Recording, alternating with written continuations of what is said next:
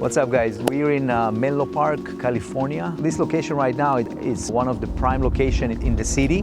I'm gonna show you inside. The house is ready to be torn down. Let's go check it out.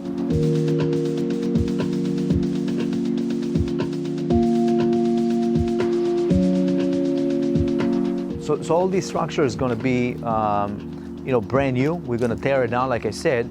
So in the original inspection time frame, when we start construction, we start opening the frame and we were looking at the condition of the property. So when a client come to us, he's gonna tell me, hey Moses, I'm not sure if I want to remodel the property or if I want to do a tear down. Give me a good advice, right? So I'm looking at the budget, I'm looking at the lifestyle they want to create, I'm looking at the neighborhood. I mean, there is so many things, right? So we have an option for clients that we can transition in the process of the design and say, okay, instead of the remodel, we can flip everything and do new construction. So it's kind of like a two-phase stages to make a clear decision, right? So obviously we establish the trust with the clients. I mean, obviously we've been doing it for 18 years in the Bay Area. Clients, they trust us.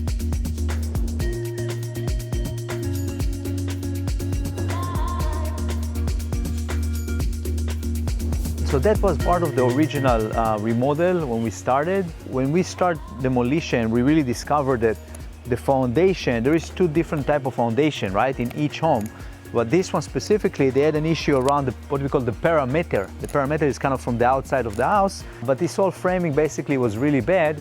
And also the client wanted to raise the ceiling. So when you raise the ceiling of the heights, naturally, you're gonna open all the interior walls all the way to the studs.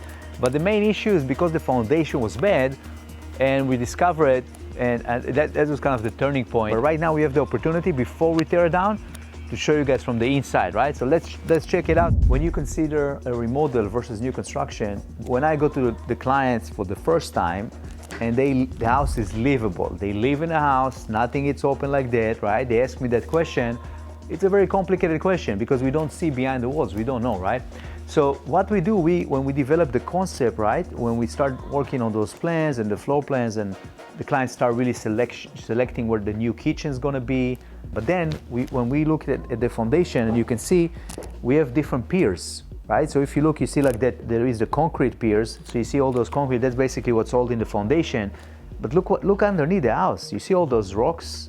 This is basically your foundation. The foundation is completely cracked, completely damaged, both inside the house and both around the property. So when we saw that kind of quality of foundation, that basically became a red flag, right? So the city said, when we submit the plans and explain the city the condition, the city said this is basically considered a flood zone. So the property needs to be raised 12 inches above that flood zone. So can you imagine, you need to raise that foundation, which means all this framing needs to be raised. In that case, we discovered that actually the property cannot be remodeled. In that case, we have to do new construction and tear down the entire structure, right? If the foundation was good enough, right, we could have just changed the wood and reframed the entire house and changed the floor plan, which means taking down the wall, building new walls and so forth.